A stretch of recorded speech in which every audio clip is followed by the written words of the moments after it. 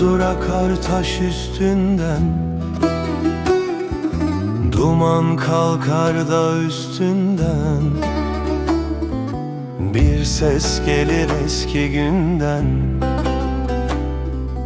Dersim Munzur'la yaşar.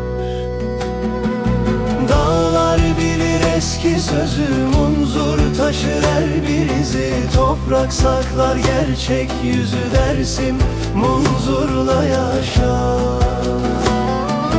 Dağlar bilir eski sözü, Munzur taşır her bir izi. Toprak saklar gerçek yüzü, Dersim Munzur'la yaşar.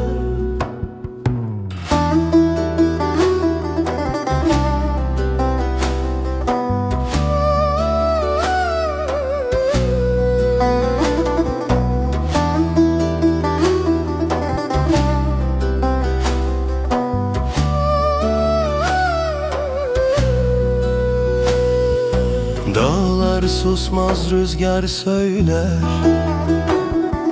yara derin, zaman dinler. Her kar tanesi bir kan izi, Dersim Munzur'la yaşar.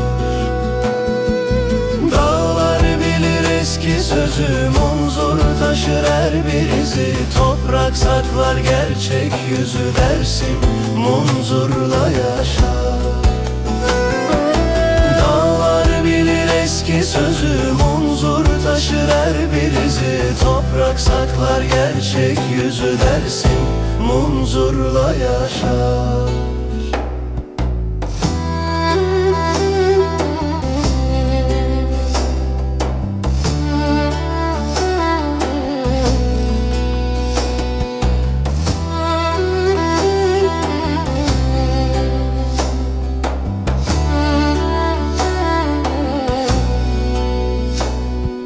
Munzur akar yol bilirdi,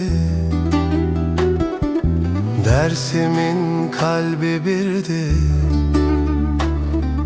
Toprak anlatır derdi, Dersim Munzur'la yaşar. Dağlar bilir eski sözü, Munzur taşır her bir izi. Toprak saklar gerçek yüzü, Dersim Munzur'la yaşar.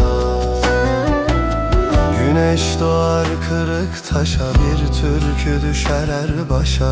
Hatıralar döner yaşa, Dersim Munzur'la yaşar. Dağlar bilir eski sözü, Munzur taşır her bir izi. Toprak saklar gerçek yüzü, Dersim Munzur'la yaşar. Dağlar bilir eski sözü, Munzur taşır her bir izi. Toprak saklar gerçek yüzü, Dersim Munzur'la yaşar.